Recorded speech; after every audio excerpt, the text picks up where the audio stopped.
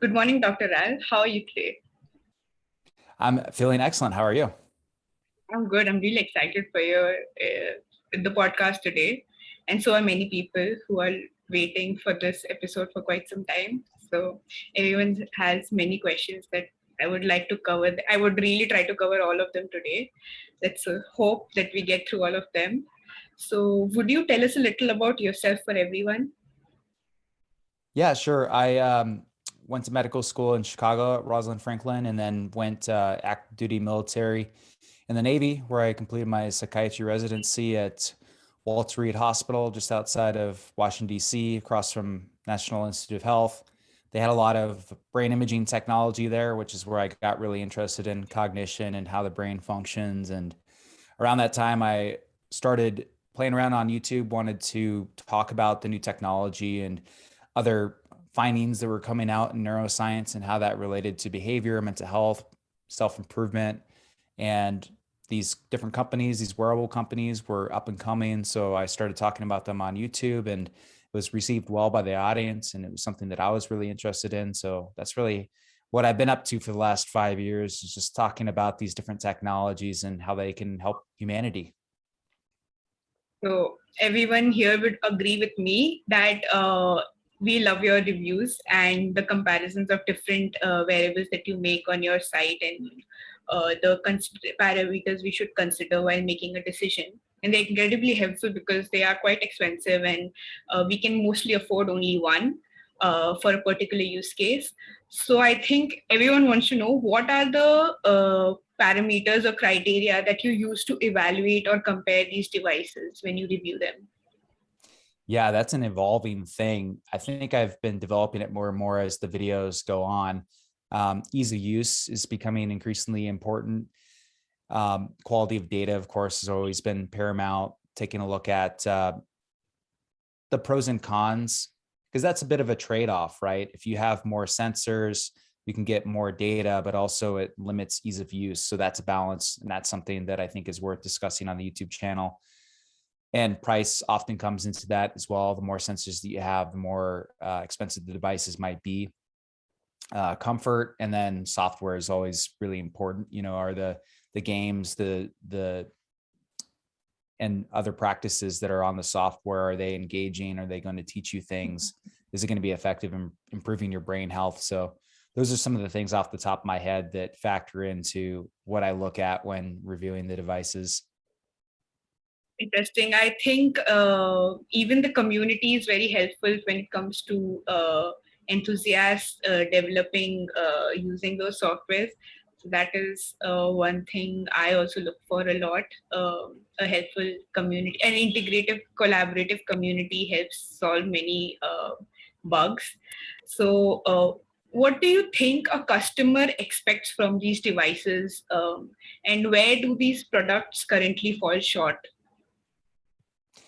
So that's what I try to do on some of my more comprehensive review videos, is direct people to, this is what they teach you in medical school, right? It's you kind of define the problem and be really specific about it.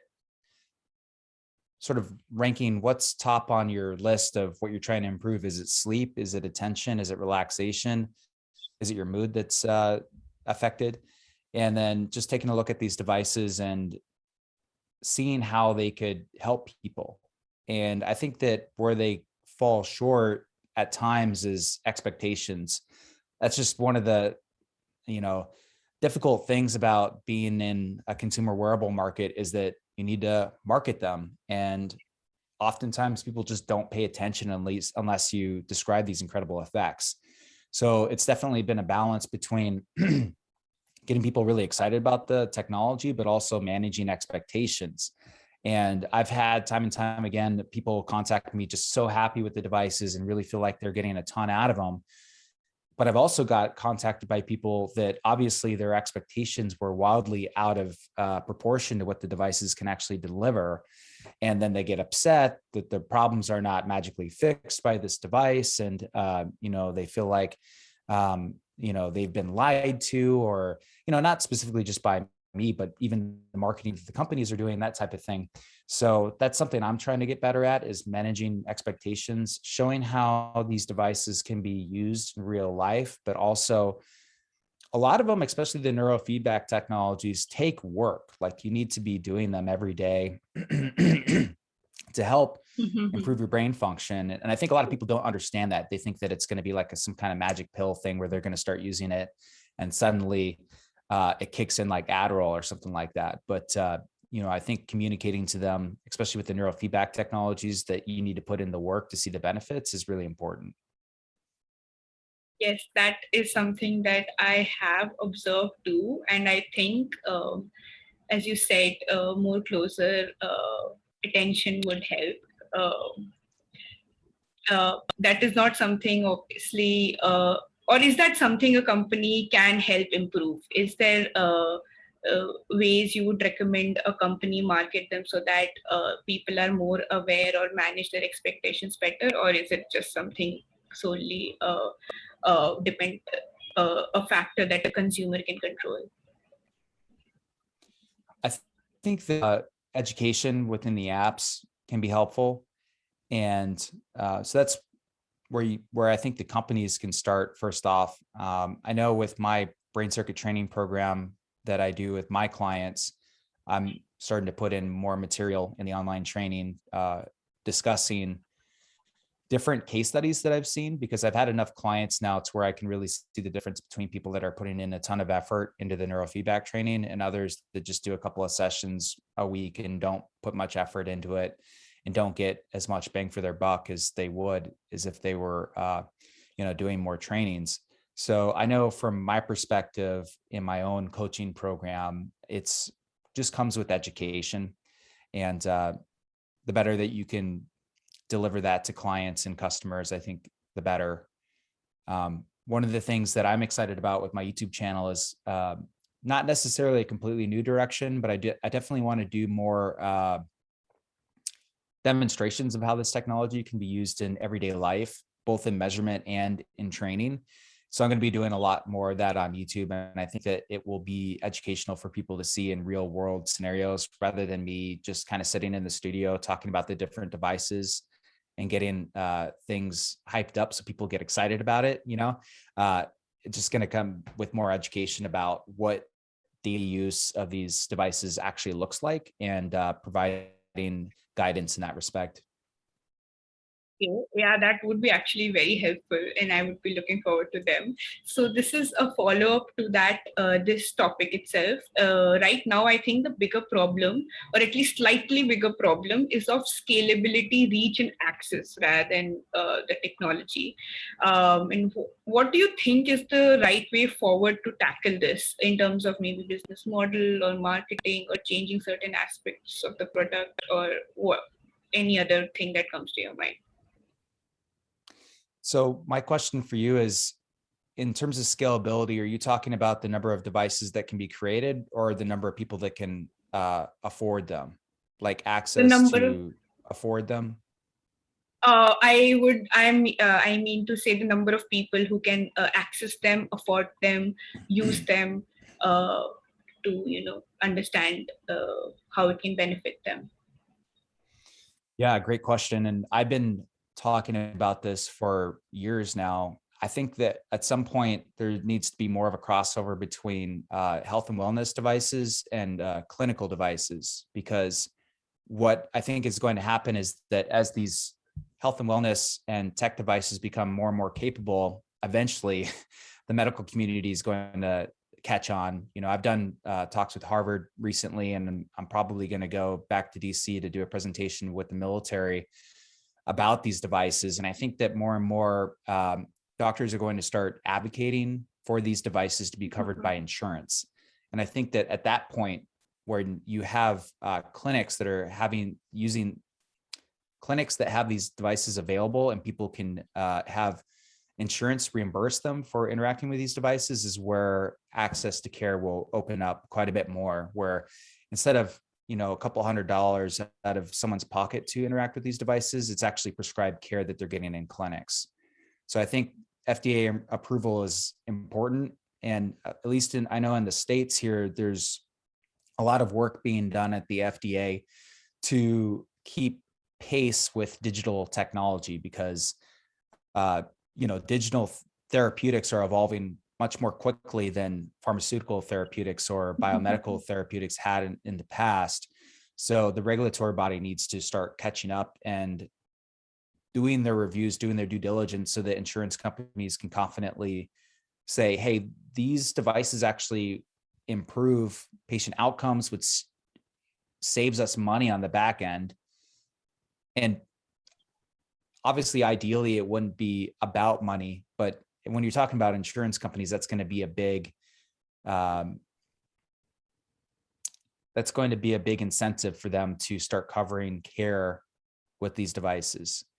And it's such a broad term too, these devices. It's like, what are you talking about? But I think what I'm referring to is quantitative assessment of the brain using either EEG, FNIRS, or new imaging modalities that come down the line to infer clinical decisions about people's brain health. And I think that is how you open up access in the long run within the next 5 to 10 years.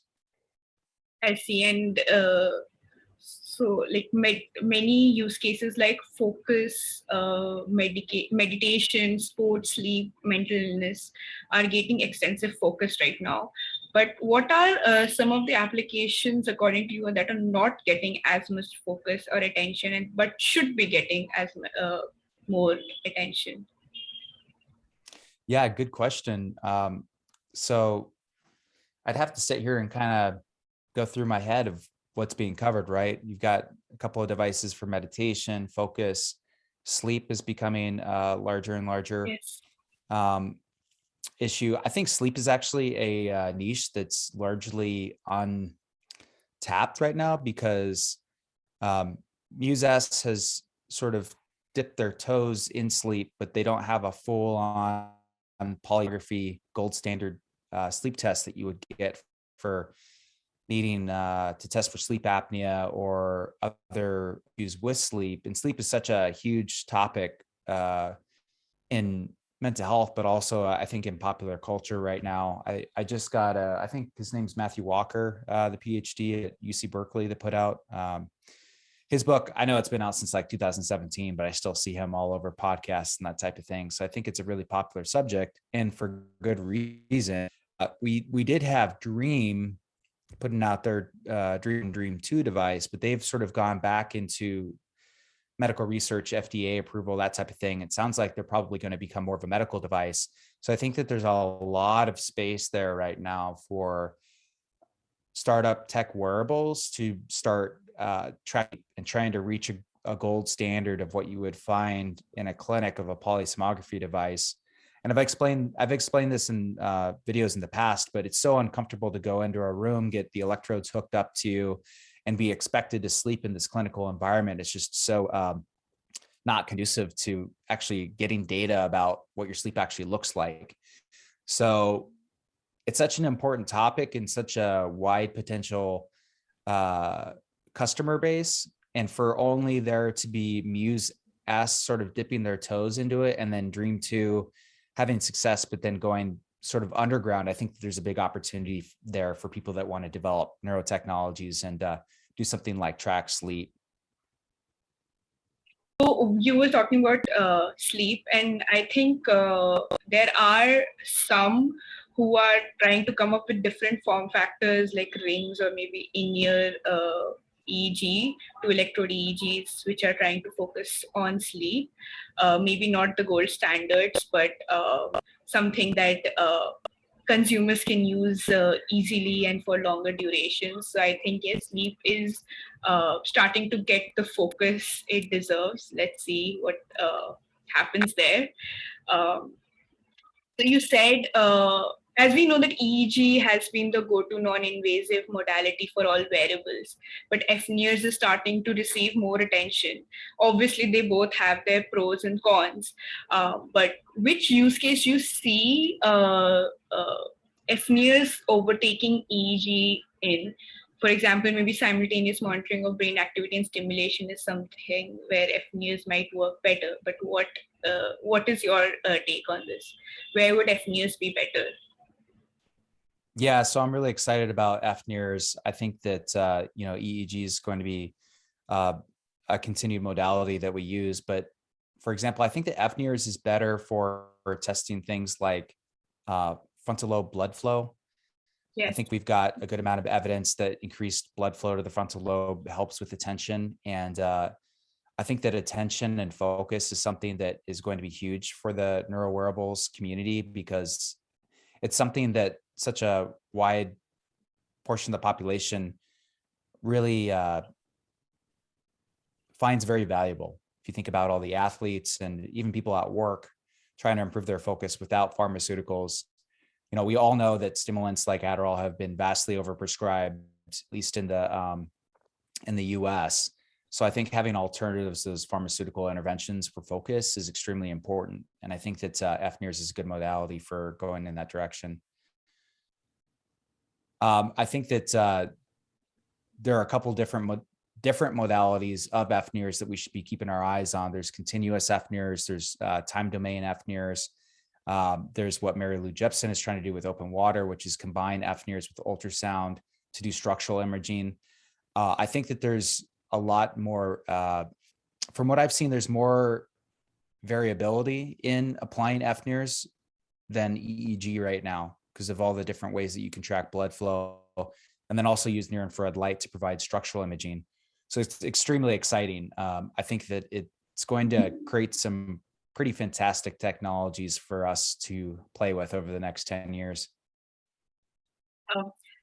On that note, there's another neuromodulation modality that's gaining a lot of attention from consumer wearable companies. That's electrical and magnetic stimulation. And I often wonder how receptive or hesitant people are when applying stimulation to their brain for use cases other than prescribed medication, perhaps. So I do see a wider adoption amongst enthusiasts, but I would like to know what your experience has been in observing people in this regard. So this is a deep, deep topic. I could go into depth pretty far on this. I think I've got about 3 points that I would make about this. First of all, there's more powerful magnetic impulses that you can do. Transmagnetic stimulation has been FDA approved for depression, as well as I think 1 or 2 other mental health disorders for over a decade now. And so that's gaining popularity. It's very expensive, takes a lot of time commitment on a patient's end, and usually is only used when people have been treatment resistant to several different medications and need a different treatment. So on the medical standpoint, yes, that is gaining momentum and has the credibility there with the FDA. But that is a more powerful magnetic impulse capable of creating a neuronal discharge. From what I understand, it's about 1 Tesla. And I believe what you're referring to are these wearables that are operating within the micro Tesla range. So within 1/1000th of a magnetic impulse. I've obviously done a good amount of work on the neorhythm. As you said, that there's a couple other ones floating around out there. I think Happy is becoming more popular, and I saw a new one at CES, a really nice entrepreneur brother sister that are coming up with their company Shift, is also using pulsed electromagnetic frequency devices. So my second point is, I think that these definitely work. I think that there's a noticeable effect. I compare it to alpha stimulation, where, and they have these in mental health clinics. They have direct electrical stimulation that you can do with the clips on your earlobes that get you more into alpha frequency. Those always made me feel kind of intoxicated, like I drank alcohol or something like that. But these other PEMF devices, I think, produce a similar effect, but make me less drowsy, which is exciting. And the stimulation effects are fun to use as well. My third point, and this goes really deep, is I think that, yes, people will get more used to using them. They need to be exposed to their effects to find them more popular to be used. But and this might be going too deep, but our physics, current day physics, don't don't explain entirely very well why these PEMF devices work. Our current physics and our current understanding of how the brain functions, because it's not creating neuronal discharges. If anything, it's causing some kind of polarity change on the cellular membranes of neurons, but somehow that's affecting how our brains are firing. And, there's a lot of different discussion about us reaching new paradigms of physics in electric propulsion vehicles and that type of thing, and our understanding of the universe, et cetera, et cetera. But, I think that boils down to even PEMF devices. There's something going on there that we don't understand. And I don't know if that's going to be a hindrance to the medical community sort of backing up PEMF devices, because I think that's one of the hurdles that they have to overcome, is they don't meet our standard definition of how these devices are exerting their control on physical reality, be that our brain. So I think that's like a hurdle that PEMF devices are going to have to overcome. And I don't know if subjective experience is enough, because you need some kind of medical scientific evidence to back it up. And I know people are working on it. I just don't know when it's going to have its breakthrough moment. I agree with what you said, because I too am working on TDCS for treatment of depression. And while some patients say that they are very eager to be able to purchase that device and treat themselves from home, but there are some who are very hesitant. And I think the first question they always ask is, how does it work? What does that impulse, like that current, really do to you? Or what else is it doing really? Because if you can't say what it does, then you can't say, you can't answer the other question either. So so it's always something that I have a slightly tough time explaining, or people have a tough time answering. So yeah, but then obviously there is evidence that it does work. So yeah, that is something interesting. Yes, and yeah, hopefully I have a better answer to give eventually. So I think this news has been all over the internet that Snap Inc. bought Nextmind, and on the other hand, Meta is also investing extensively in BCIs and mixed reality, VR, AR. So, how do you see these concepts of metaverse and these acquisitions influencing neurotechnology and BCI in the next 5 years or 10 years? Yeah, it's very exciting. I don't think we've seen a purchase on this level yet in our little community. Correct me if I'm wrong, but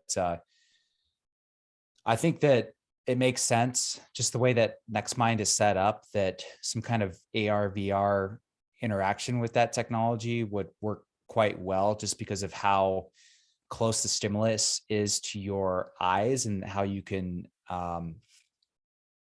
filter out a lot of other distractions so that the signal in your brain is more robust, so that you can interact with those pulses that Nextmind has set up with their neurotags, as they call them. I think that there's multiple different ways of interacting with your brain through that type of technology. And I think that it will be interesting to see where Snap takes it, because without those neurotag, the flickers, I don't know if you can get as much action out of the software from the brain, which is interesting, because when they first did their advertisements, it almost looked like you could show someone a big number of the letter or number 2, and that would be enough to do an imprint on the occipital lobe and get some kind of interaction from the software.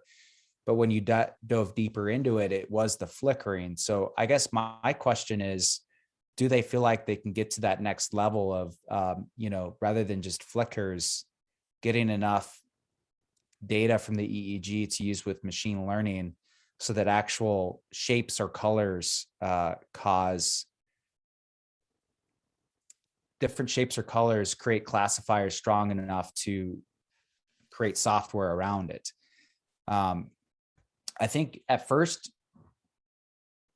it's really just going to take testing with the population to see how they interact with it. And I don't think that there's any way to really predict how or what direction this is going to go in. I think at first it'll be kind of gimmicky. It'll be like, oh, look at this portal. Whoosh, like you go through the portal in VR. Oh, that was cool. You know, all I had to do was look at it, type of thing. And I do agree with, I think Gabe Newell from Valve was talking about this a little bit, is that it'll add an extra layer to VR and AR experiences with gameplay in which, you know, maybe you need to keep calm when you're shooting the zombies in the VR game, or like it's going to get worse.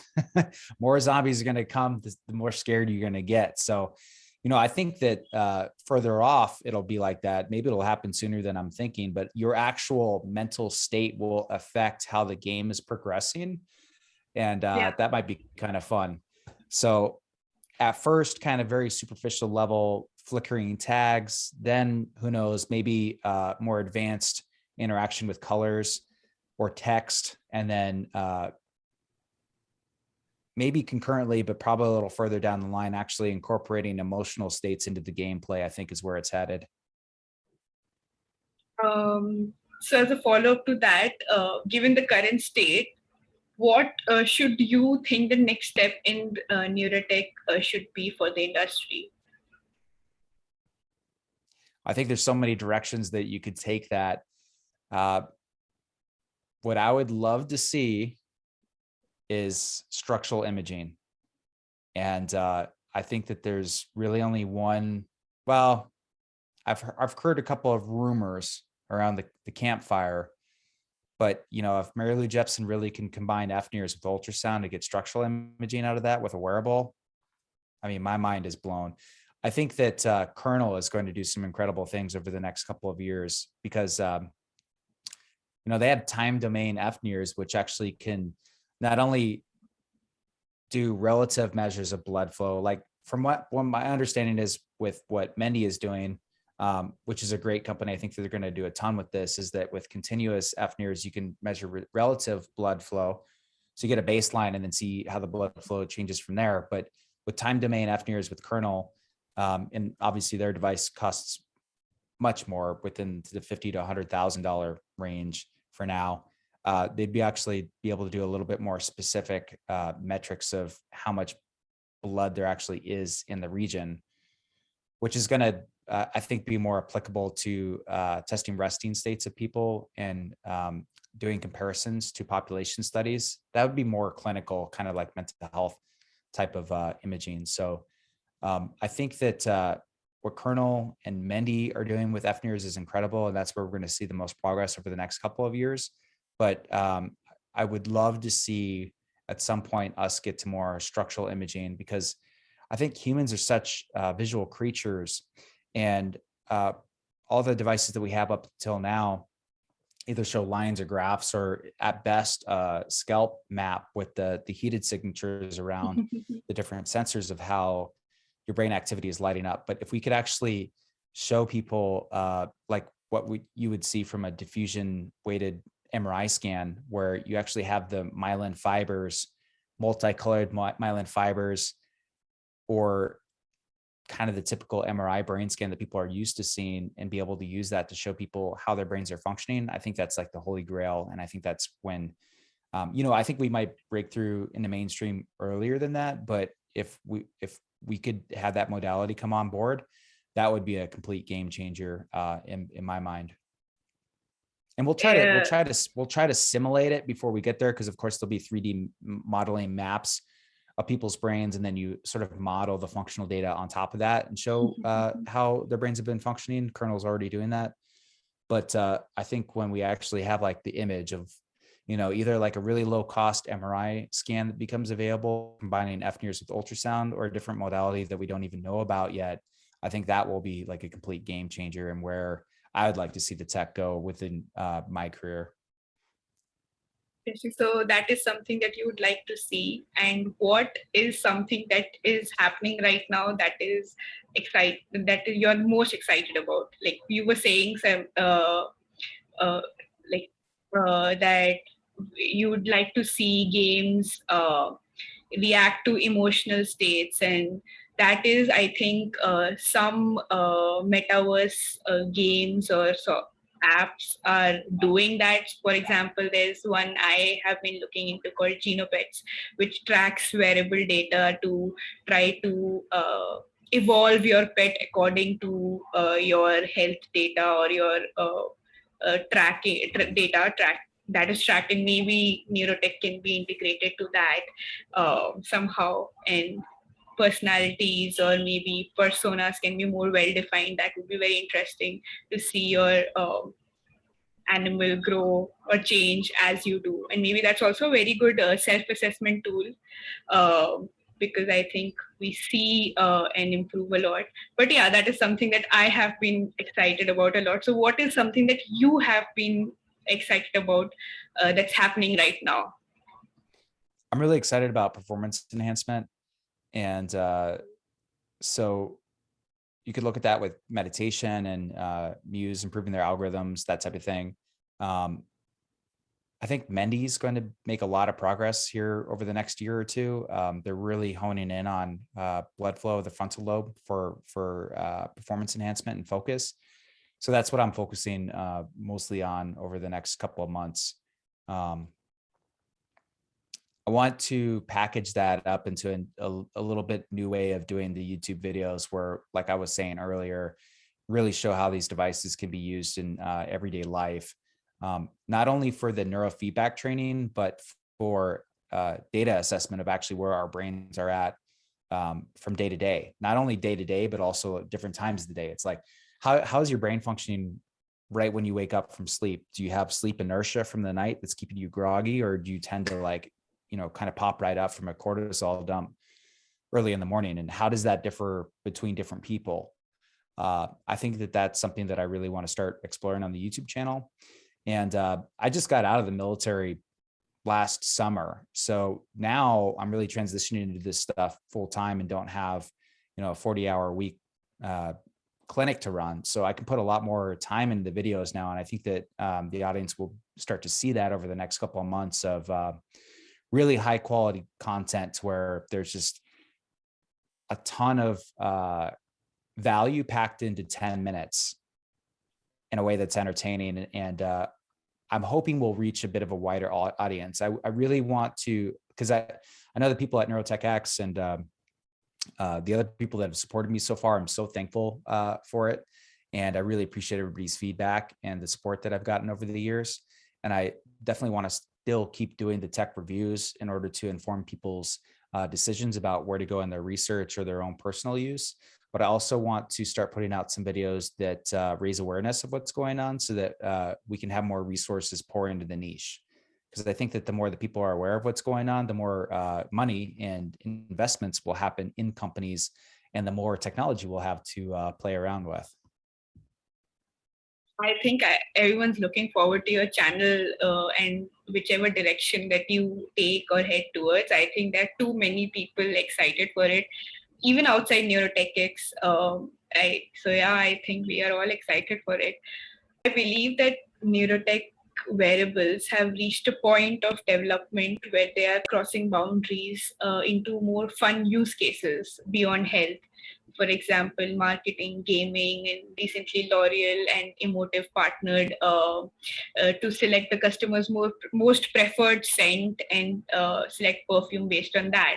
So I was thinking of ways neurotechnology can be incorporated into corporate world or corporate life besides mental health and well-being.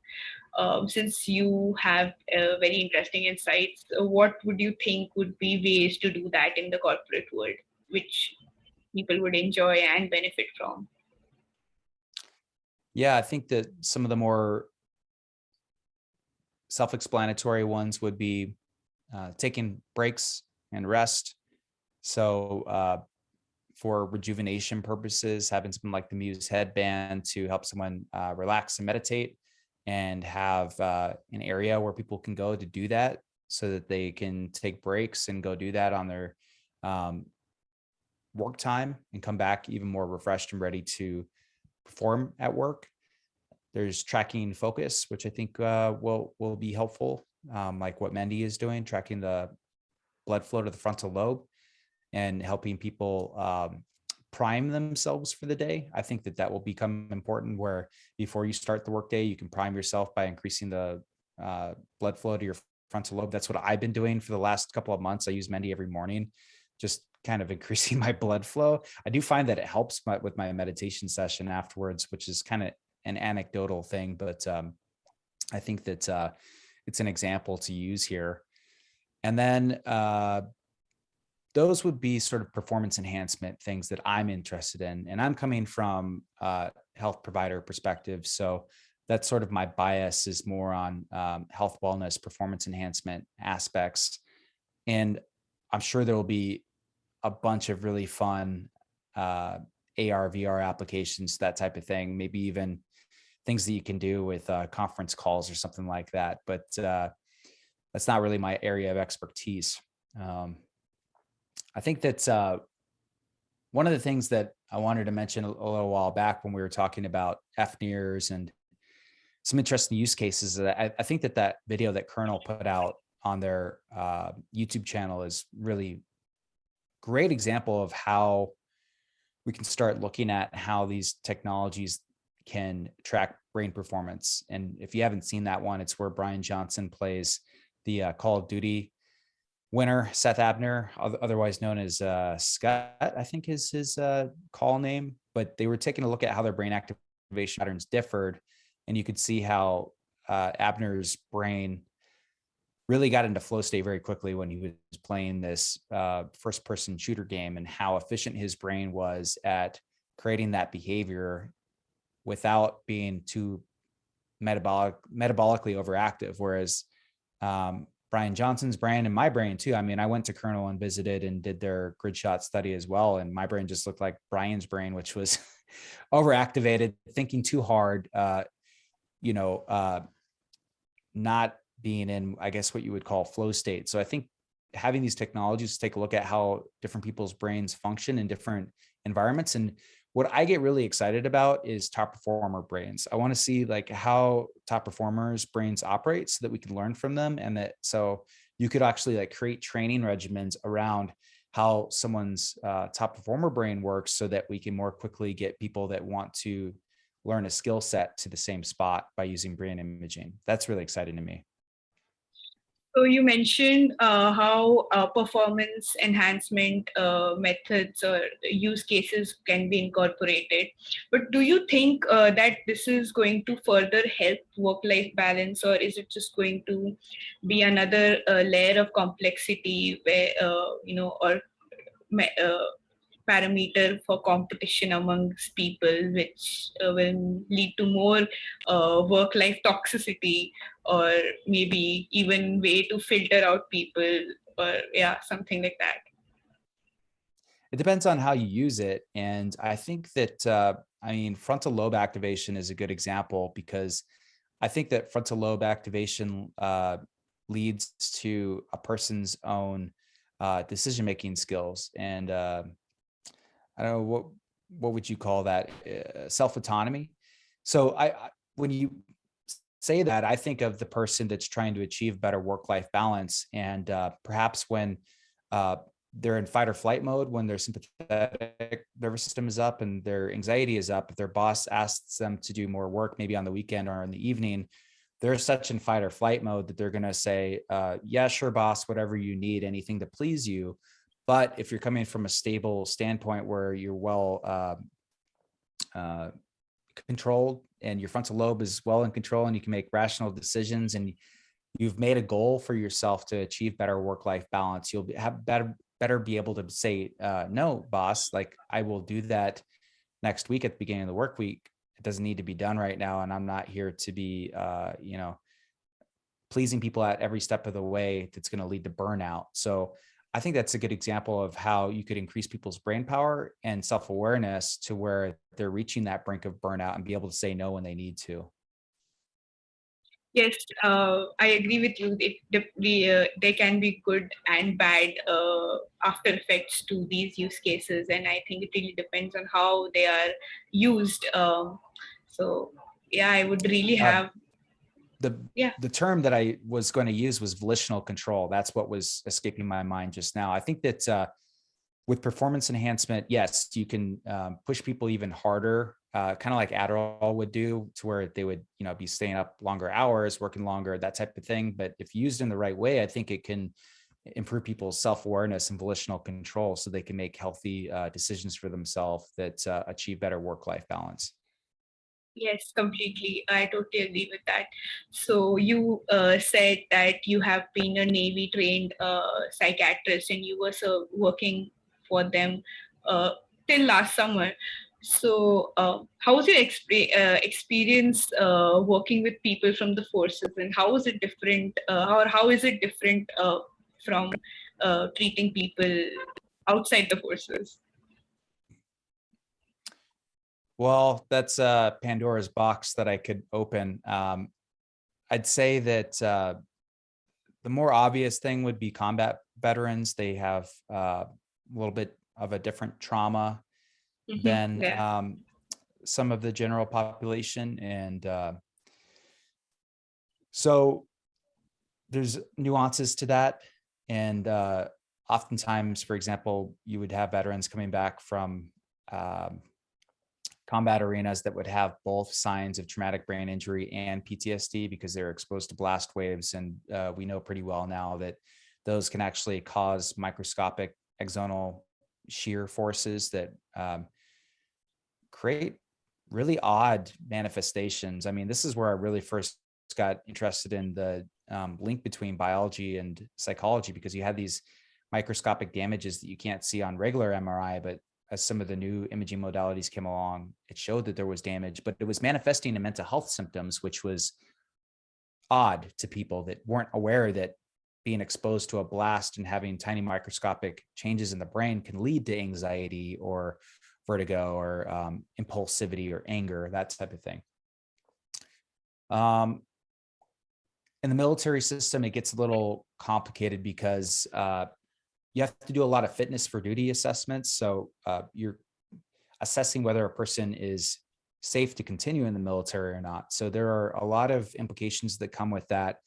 And you might at some point need to determine whether someone needs to have a medical evaluation board, be medically retired from the military, which becomes difficult when you're dealing with mental health symptoms, because it's this balance of, does this person just not want to be in the military anymore, or do they actually have a mental health condition that's preventing them from being able to perform their duties while on active duty? And that might have some similarities to disability assessments on the civilian sector, but the threshold is a lot higher for active duty members. So different morphologies and presentations of mental health symptoms, and also more influences to how to manage a patient's care in regards to whether they should continue in active duty or not, is how it was different in the military versus civilian healthcare, mental health care. Okay. How was neurotechnology used when you were working with the Navy, or alternatively, what was the level of integration of these modalities while you were treating them or assessing them? Yeah, I would have liked to have had much more integration than there was. And I mean, to be honest, that's one of the reasons I, ended my time with the military when I could, when my obligation was over for medical school. I felt like I had more flexibility as a civilian to employ these technologies. I did use Muse headband in a couple of different clinics. We had an intensive outpatient program where I was using the Muse headband with patients to help teach them meditation relaxation techniques. I did apply for a congressional grant through the local medical school in the area that I was in, but that grant did not go through. That project did not progress. And one of the challenges about being an active duty military provider is that you're moving every couple of years. So if you try to start a project when you reach a duty station, you only have a year or two to really do the work before you're off to the next duty station. It's very clinically focused and not so much research focused, unfortunately, for a active duty military medical doctor. So those were, multiple factors that make it very difficult to implement new technologies or ideas that you have as an active duty military doctor. So some beginnings of integration, and I know that some Navy SEALs and some of the training facilities have got their hands on some of these technologies and are experimenting with them. But I'm not aware of any full-scale integration with neurotechnologies yet, as far as the military goes, from what I've seen. So long story short, I feel like I could make more impact from the outside. I still very much want to work with the DoD and any other federal organizations that want to interact with these technologies. But from the inside, it was becoming very difficult to make much of an impact outside of the clinical duties, which I enjoyed doing. And but when you're a military doctor, they want you seeing patients.